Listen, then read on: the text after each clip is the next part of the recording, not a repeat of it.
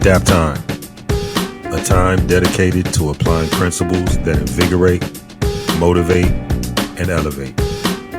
Daptime, a time where dope, adventurous people think individually to mutually empower.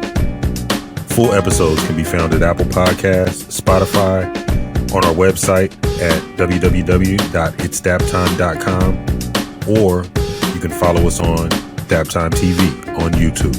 Don't forget to like, share, and subscribe.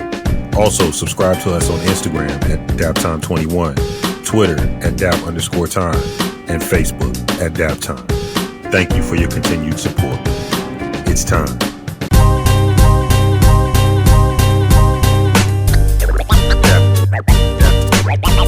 Yo, welcome back.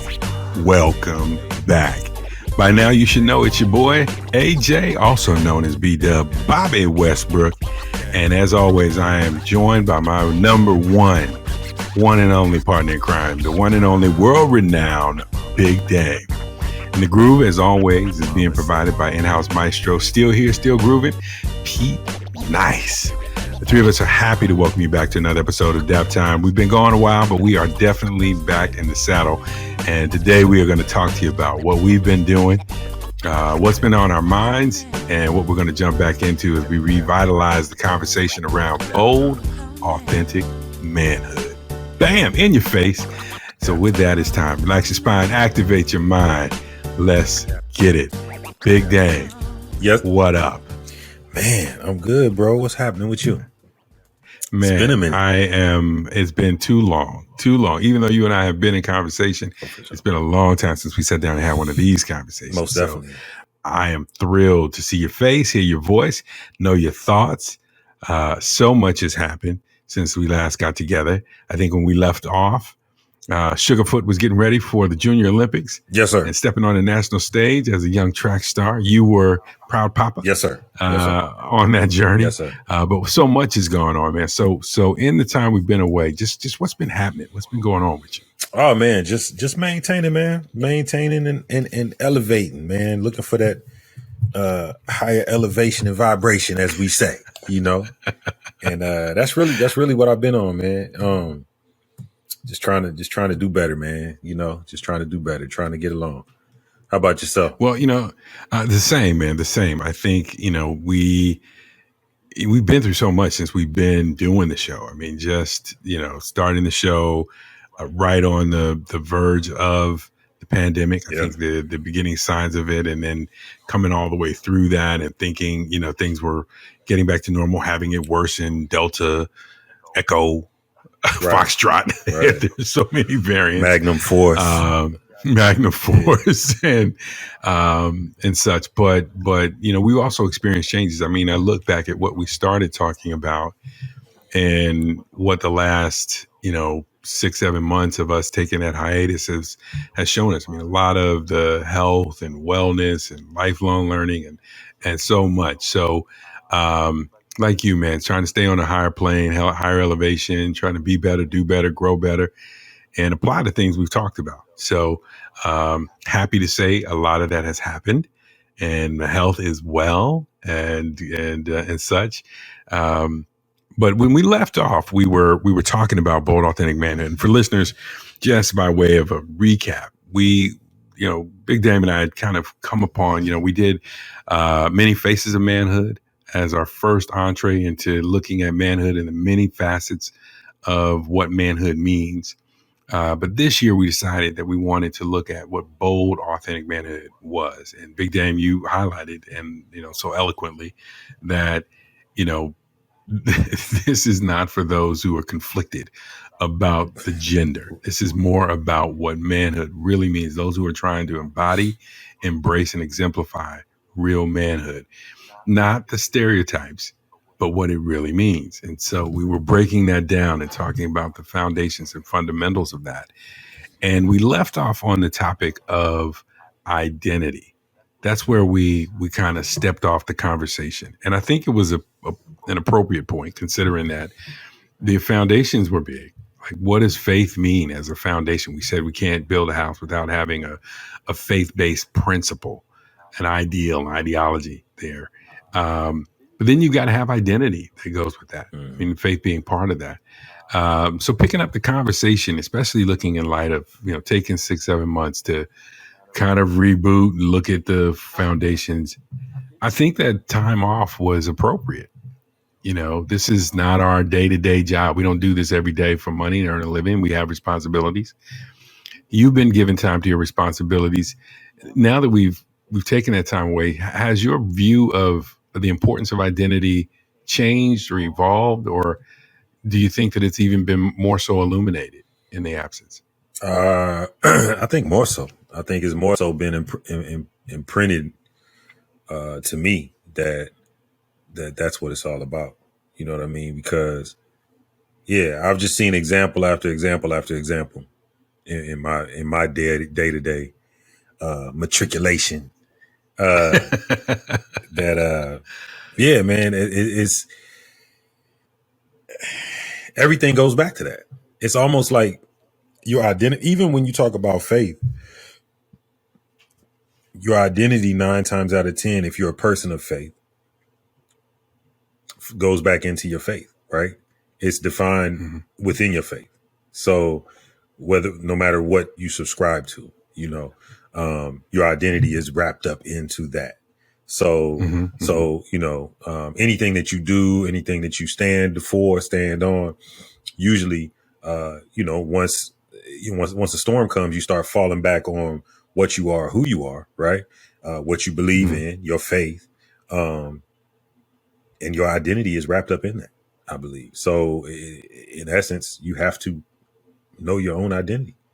So you shared a really interesting story with me going back to the Junior Olympics about, even preparing for that. And I remember coming out of that, like you were like, man, you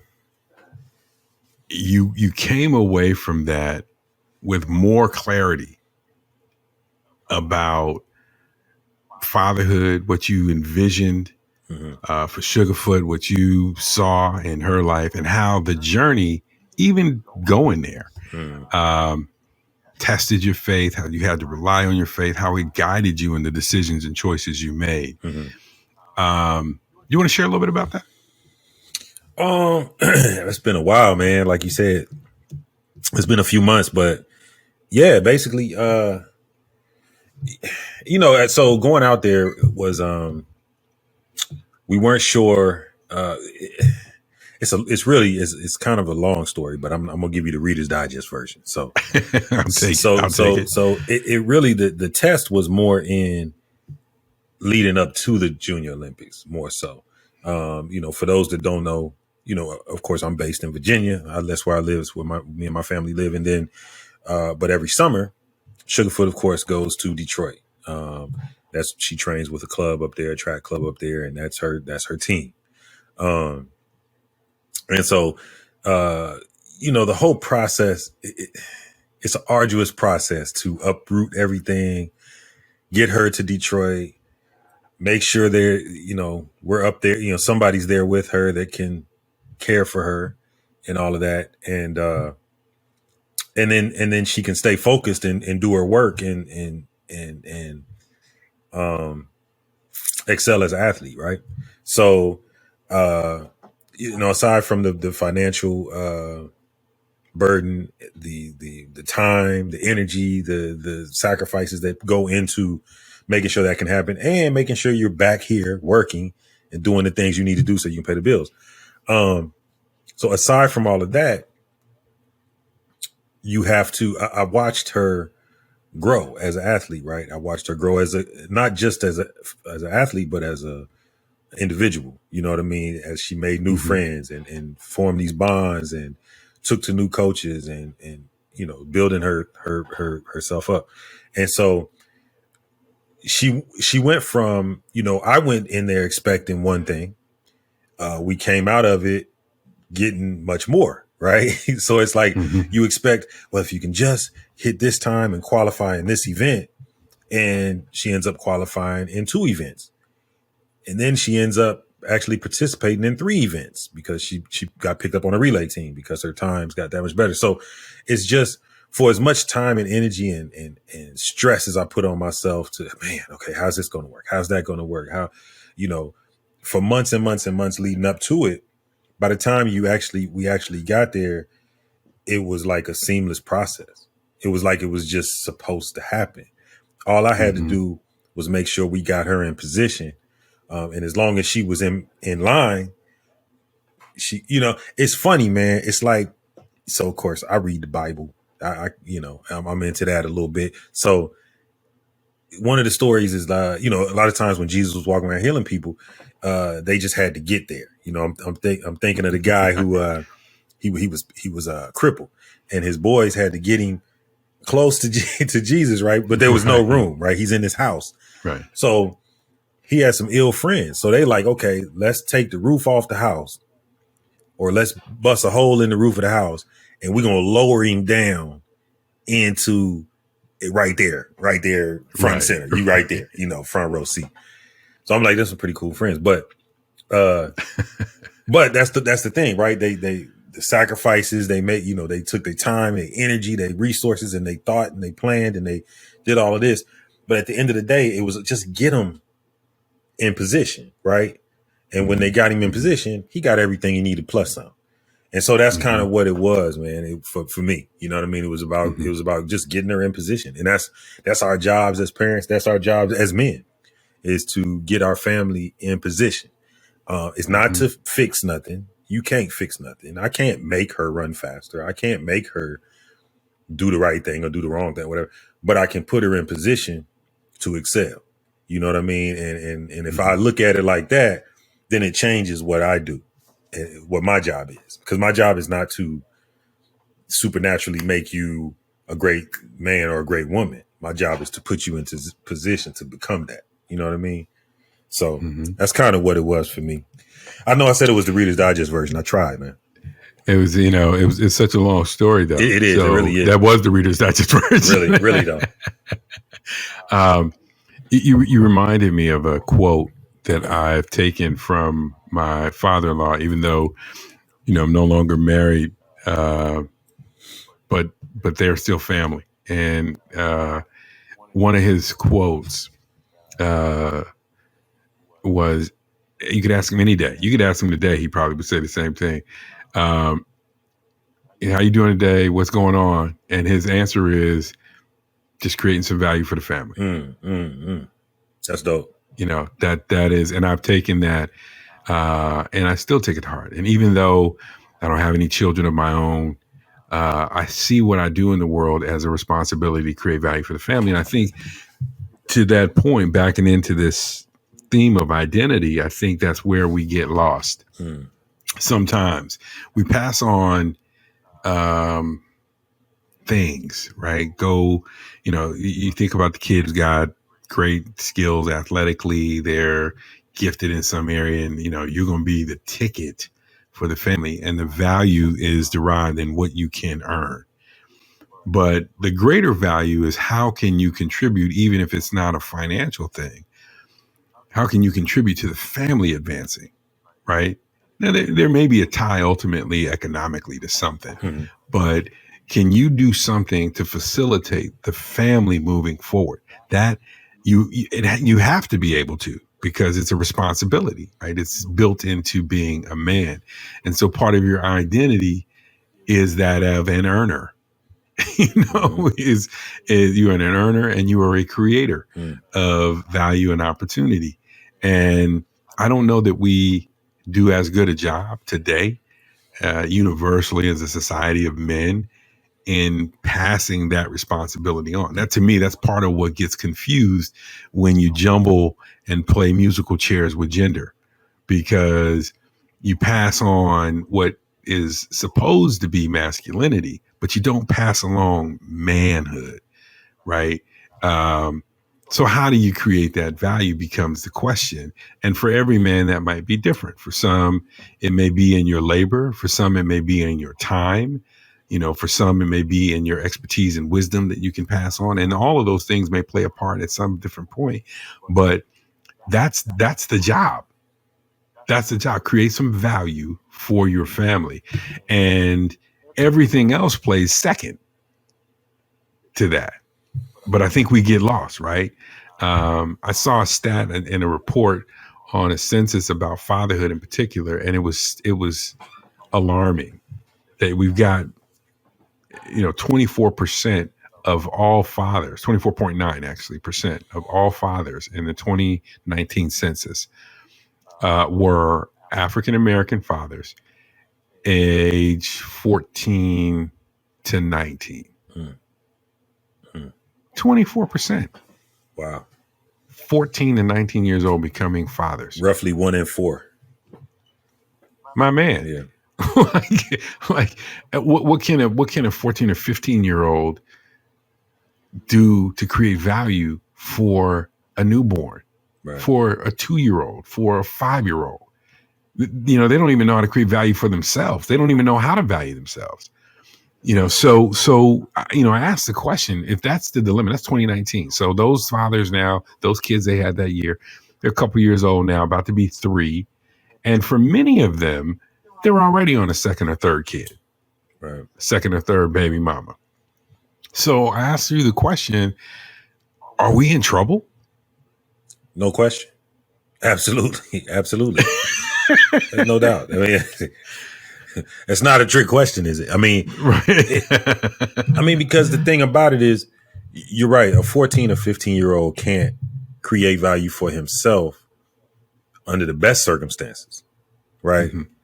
So as at 14 or 15, under the best circumstances, the best tutelage, the best raising, the best father figure, the best mother figure, I couldn't create value for a child at 14 or 15 myself, let alone Mm-hmm. you take a 14 or 15-year-old. I don't have a father.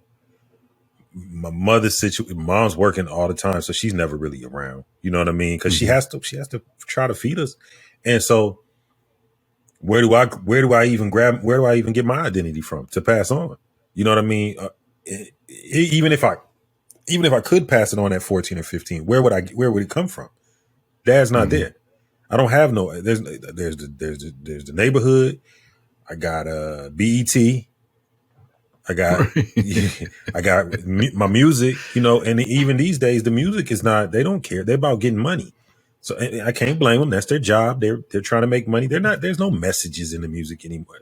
In a lot of the music anymore, not no positive messages. It's not. Right. So if that's how I create my identity, and think about it, a lot of us create. We gathered our identity from music.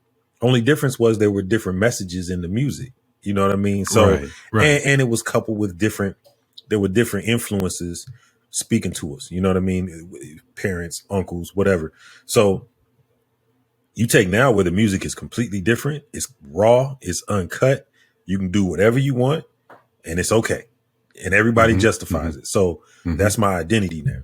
So what am I passing along to a child at 14 or 15? And let alone, but in 10 years, what will I be able to pass along to that child? Mm-hmm. Wait, I think you touch on a couple things there, because I think the identity is about so much more. This is a huge part of it. Like who you are, if your identity is a statement of who you are to the world, what you can produce from that is quantifiable as worth to yourself and for someone else is important. But now you have most people wrapping their identity in some ways by their race. So let me ask you that question. How critical, when you think about the youth and ignorance, not disparagingly, but just lack of experience, knowledge, exposure is going to create ignorance. What is the ignorance of someone understanding race and race issues? What is the importance of that to someone's identity for those young fathers and actually teens in general who don't even have kids? I think it's actually very important. But I think the thing about it is, what's important about it is it's important to understand one your race, your culture, and the history behind it. You see what I'm saying? That's the problem. So right now you got 12, 13, 14-year-old kids who you ask them history, they want to go back 6 months Mm-hmm. or a year. or maybe Right. two, and that's history to them. You know what I mean? Right. Yeah, you mean I could tell you the whole history of rap music because when you know, I mean, now I'm talking about history. You know what I mean? Right. Civil Right. rights history, slavery. You know the whole. So because you don't know that, you don't have any respect for that. So that's why you have a generation who doesn't respect the old lady in the neighborhood is walking, carrying her groceries. Nobody's running and I'm not saying it doesn't ever happen, but a lot of times it's a little bit different these days. There's a little bit more disrespect when it comes to the elders, and I can remember a time where, you know, I'm not perfect now, never was perfect, but if we was cutting up, when you saw certain people making their way down the street or coming around the corner, or you knew you was within earshot or eye shot of where anybody could see you that knew your mama or your dad or whoever, you was careful. You was very careful with how you conducted yourself. You know what I mean? I mean, nobody, we ain't out here just doing whatever we want to do. You know what I mean? Knowing they gonna tell my mama. So if certain people came around and said, now y'all children gonna get yourselves together. Y'all know better than be, yes, ma'am. Yes, ma'am. We're not gonna cuss you out. We're not gonna argue with you. You know what I mean? You just didn't do it. Even the hardest cats, that was into a lot of different things, they did what they did, but they didn't do it in front of certain people, just out of respect. Now, I'm not saying that makes it right, but there was a level of respect there that I think it's not there as much as it was. And I think because, like you said, there's not that understanding of, your racial identity, because your racial identity is one thing, but I think more importantly is the history and your culture. You know what I'm saying? And to understand what people went through, what people fought for you. And now here you are taking it all for granted. You know what I mean? Your education taken for granted. You got opportunity to make more money than anybody in your family ever made. You're taking that for granted. You know what I mean? And it's like, it's kind of a spit in the face, if you're not careful. So let's bring this. So we got faith is critical to bold, authentic manhood. We have understanding your sense of purpose and value creation as a part of your identity. We have understanding your race and culture and your role in that as important. So then within that, and this kind of ties back into last year's series of Many Faces of Manhood, which there are all these different jobs: son, brother, friend, father, husband, significant other.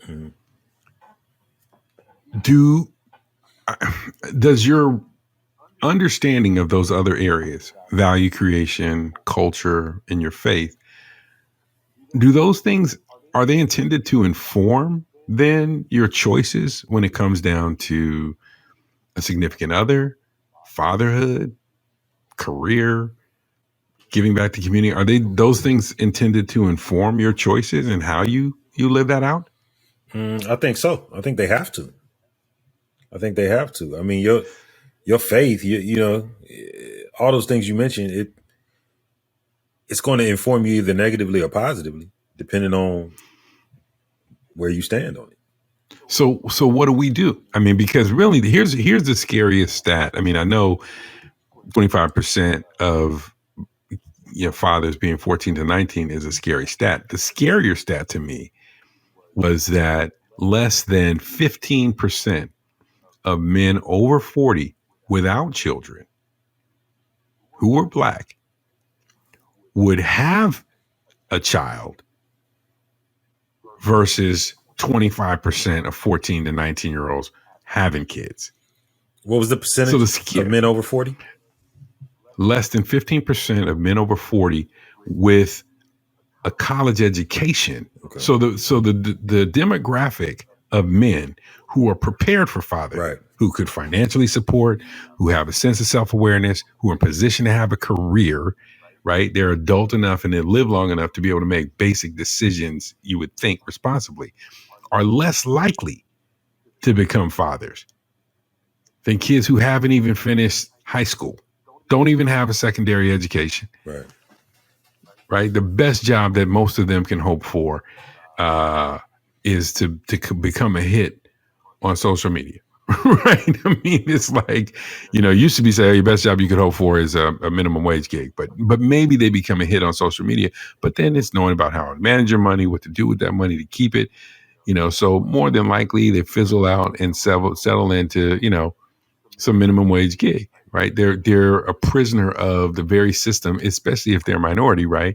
A system designed to keep them oppressed. Mm-hmm. So how do those of us who have gone past that, what is our responsibility now? In a world that now says, hey, we don't need to hear a lot about manhood. Don't need you beating on your chest because we got to accept all. Do we have even a greater responsibility now to be more vocal? I think yes, more vocal, but vocal. When I say vocal, I mean vocal in the sense of your actions. So more pronounced maybe is a better way to put it, I like because that. I think I saw something, man, recently. Adele, the singer Adele, received an award. She was at like I'm not gonna call out the name of the award, but I think it was an LGBTQ type of event, and she had received some kind of award. I don't know what the award was for, but she made the statement that it's so wonderful to be a woman, or something to that effect. And some people kind of gave her flack about that, because you're at this event and we're LGBTQ, and what are you trying to say? That type of thing. You know what I mean? But I am a woman, right? And that's all I'm saying. So I think what has happened is you have people who are very adamant in who they identify as. And to the point where you have another group of people who have kind of taken a back seat and said, "Oh, I'm sorry, I don't want to." No. That's fine. What you're doing over there that's fine. That's your business. But this is who I am, and I'm going to walk accordingly. I'm going to talk accordingly. I'm going to act accordingly. That's the only thing we can do. Sure. Because that's what the kids see. So what the kids see, unfortunately, a lot of kids, if they're not around men, manhood, they see a group of people cowering down to another group of people. So they're like, okay, well, maybe this must nothing, not even speaking on them. And see, that's the misconception too, is that anytime you mention them, it's like, no, I'm not even talking about them. My point is, right, to a kid looking, it looks like, oh, you must be wrong. Your stance must be wrong. This manhood stance must be wrong, because I see you shut up when they came around. So you know what I mean? You're not as loud when they come around, so you must not. Right. You know what I mean? We're not standing on it. Yeah. We're not standing on it. And standing on something is not bullying people. Standing on something is standing in your truth. Period. And I think that's the only thing we can do, really, to be honest with you. I think it's important, and I'm glad you said it that way, because I think it's important. It's critical, because we're getting to the point where any and everything goes. Yeah. And I'm not. Listen, if you want to identify as a pickle, right? Hey, man, have at it. Enjoy. Right. But you can't identify as a pickle and identify as I'm a bold, authentic man. You can't, whoa. I'm a bold, authentic pickle man. No, right. No. Not going to work. Right. Because the confusion that's established I do believe, has a trickle down effect, right? Because then I can take off some of those other responsibilities as I choose. Now, I'm not just, listen, there are men. I remember talking to a female executive years ago, and she was preparing to trade off. She and her husband agreed. They each would take 2 years of their child's first 5 as the stay-at-home parent. And her husband's 2 years were up, and he was about to go back and be the primary earner, right? She had been the primary earner his value for the family at the time was to parent at home Mm-hmm. and share in those duties. So I'm not getting into the duties, Mm-hmm. Hey, you got to be the one to put on the pants and go, no. But I am saying that when it comes down to ownership of what you do carry, I believe, in bold, authentic manhood as part of your identity and the value creation. You carry a responsibility for owning the understanding and driving that process. There has to be somebody to drive that process. So one of the things I loved is that you were sharing kind of some visionary things that you saw in the outward years. Mm-hmm. And I think that you were collaborating and on how you guys were going to live that out, but in voicing that vision and kind of saying, hey, these are the parameters, and you take on, hey, I'll be the one responsible for making sure we do that. Now, that doesn't mean I'm tasking people. That's going to be your job. Mm-hmm. That's going to be your job. Everybody has room to say what they want to sign up for. But the vision is this.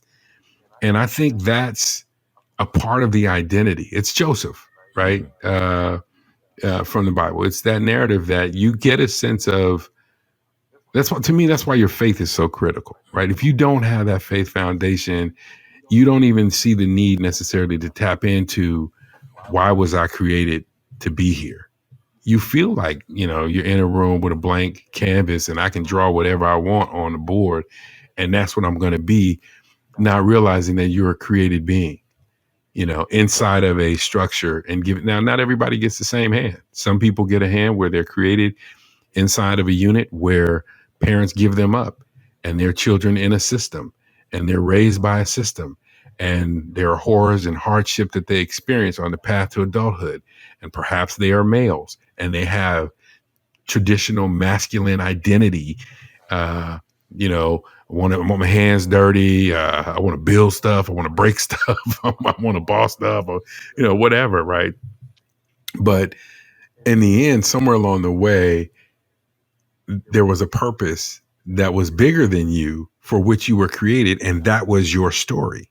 Mm-hmm. And if you submit all of that to your creator, and I'm seeking understanding and instruction, I believe your creator will give you that. I believe God will give you the answers if you come to him. And I think that's the other thing we talked about, is a lot.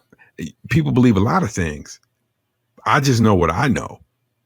And what I know is that in my journey, God has been faithful to provide me not all the answers. I can give you from now until my last day on earth, this is what it's going to look like.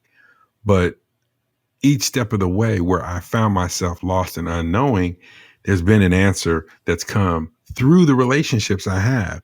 And because I've already identified as man and manhood, Mm-hmm. the instructions come to align with that. Mm-hmm. Whereas if I was waffling, it'd be like, oh yeah, well, hey man, you could go out and you want a child, you can have a baby. You can get pregnant and have a baby. Yep. No, that doesn't work with the parts I have. Well, now you can get a surgery and you can do that. Yeah. Well, now I'm that's not what I was created for. My understanding, right? Not trying to step on somebody else's toes. Doesn't work for me though. Right. And that's where I think your statement about really kind of knowing your lanes and your margin, staying in these lanes helps. But we also have to stand on that and not let the noise from outside cause us to waffle. I agree wholeheartedly. I think that I think you make a great point. That's what it starts off with.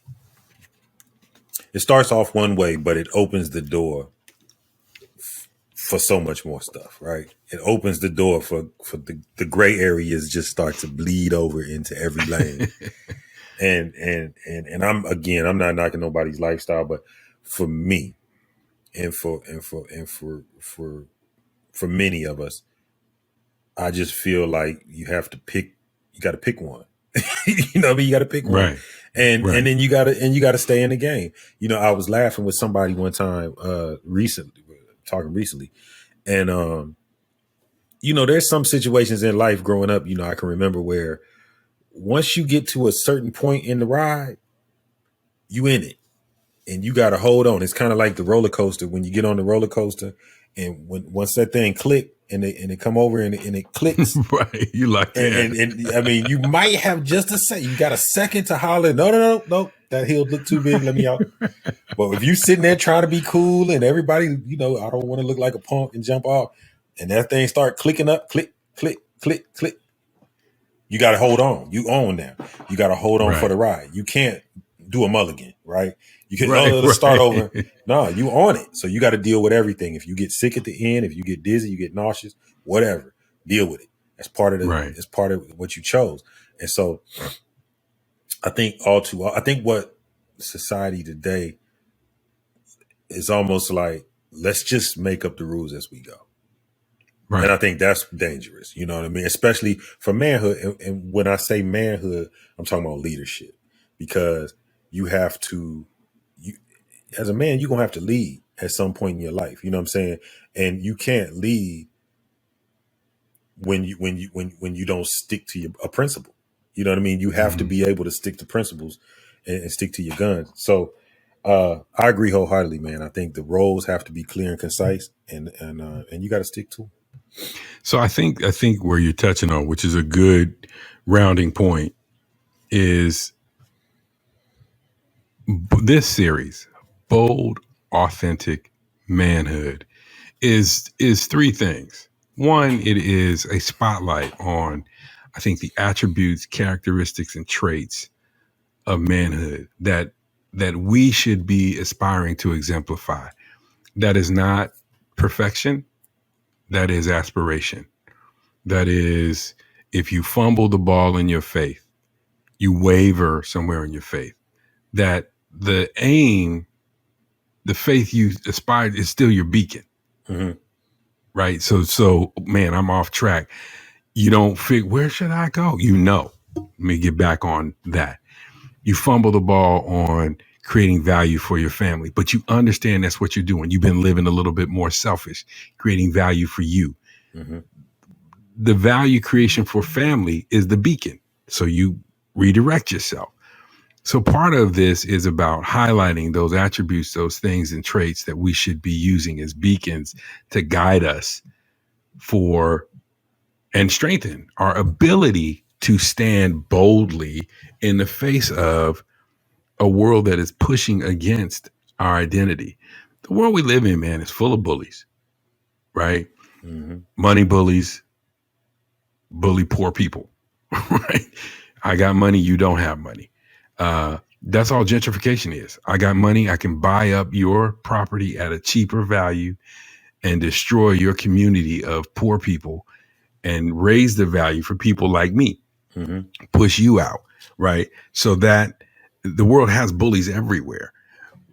Men have been getting bullied in recent years to be quiet, to not stand up for manhood, mm-hmm. because men have failed in what you just highlighted, which is leadership. Mm-hmm.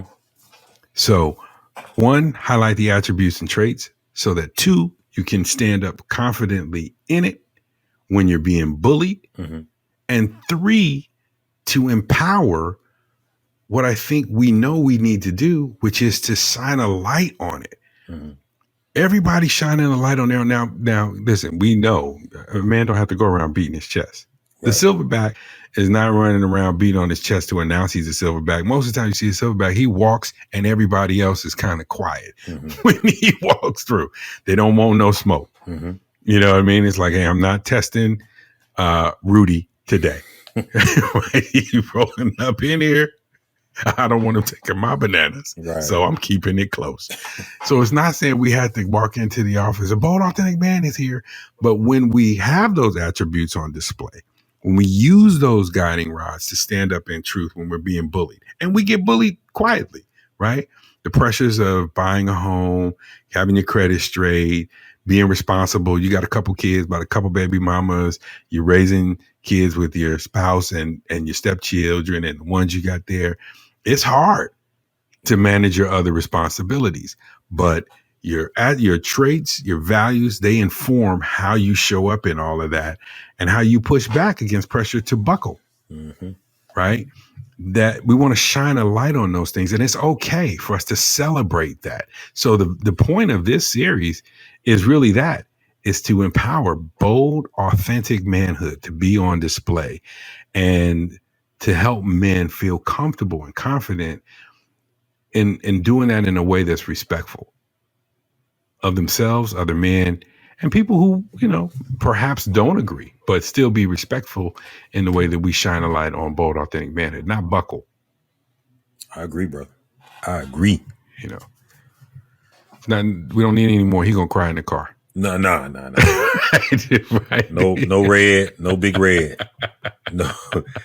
My office hours are none of that. None of that. 9 to 5. That's dead these days, man. For real. We got to get that out of here. I think we kind of gave a canopy of this, but I'd like to dig more into identity, into the pieces of it, specifically in the next conversation. I think there's more.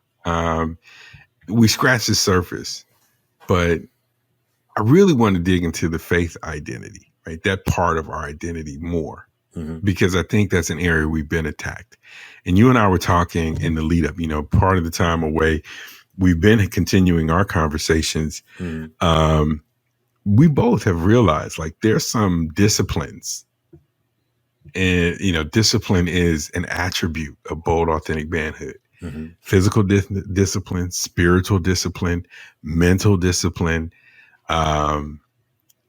There's some stuff we can get into that are distractions for us. And I think because we're so casual about those distractions, like, one of the things we noted, that part of the reason that the world is the way they are, and when you say manhood and masculinity, is because we've seen some glaring mistakes on display. People have accepted broken character as, well, men just do that, and it's not acceptable. Yeah. Right. We know that. So in the next conversation, what I'd love for us to touch on is to really dig deep on how the faith and spiritual disciplines inform us and really prepare us. Our aim with, I think, this topic is to highlight how you find your own identity and are sure of it. Because I think sometimes we think we know who we are, and maybe loosely we do, but we don't necessarily reinforce that every day. So that's the thought. Any final thoughts before we jump into, Big Dame's nuggets of wisdom? Nah, man, I think you pretty much covered it pretty good. I think we got a lot we can build on in the subsequent coming episodes. So stay tuned. I would love to turn this to you for a nugget of wisdom as we close out this segment. Man, you put me on the spot, man. I'm gonna go with I had to do it. I'm gonna go with I still got a bag of nuggets, so I'm gonna pull a nugget out the bag, and this is gonna be a ride with Pops moment. And I think this one is, we want to keep it very simple because we've been gone for a while. There's no need to overload anybody. Just a quick nugget, and we'll catch you next time. There's always that moment somewhere along the way where Pops is gonna pull you to the side. He's gonna say, "Boy, be a man." That's it. Just be a man. That's all. Just be a man. But what does that look like? That's the key. What does that really look like? Because a lot of times when I was told be a man, it was, if somebody hits you, you better hit them back. If there's a fight to be had, you better not run from it. If that girl's looking at you, you better go over there and talk to her. Don't be scared to talk to that young lady. Boy, be a man. That's the type of thing we equate to manhood. And those are elements of manhood, so to speak. But being a man is so much more than that. And I don't think we highlight the comprehensive man, if you will. So we don't highlight a lot of times be a gentleman. You know what I mean? We don't highlight be courteous. Hold the door open for a lady if you see her walking through the door. Carry those bags for that seasoned citizen that you see walking down the street trying to get to her house. you know, be a help to others. You know what I mean? Live a life of service. That's being a man. And those are the things that and I'm not saying it doesn't get talked about in the home, but as a whole, I don't know if we highlight that piece of it enough. So that's my nugget. Be a man, but remember, there's a whole lot more to being a man than fighting and talking to ladies. That's all.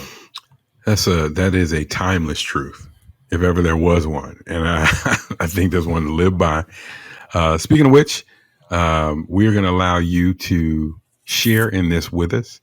Big Dame and I have created the B.A.M line of apparel. It's a simple T-shirt and hoodie today, if you want. Get some sweatpants. But it's a reflection of your commitment to bold, authentic manhood.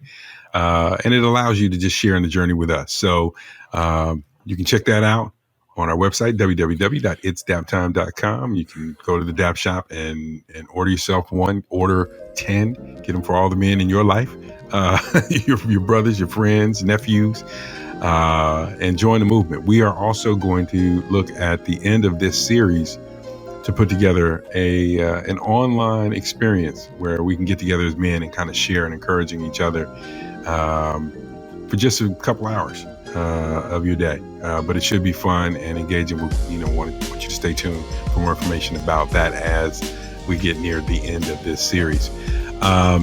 We'll leave you now, as we always do. When you wake up in the morning and you look in the mirror, remember that there is your competition. For Big Dame, Pete Nice, and myself, we are out. Peace.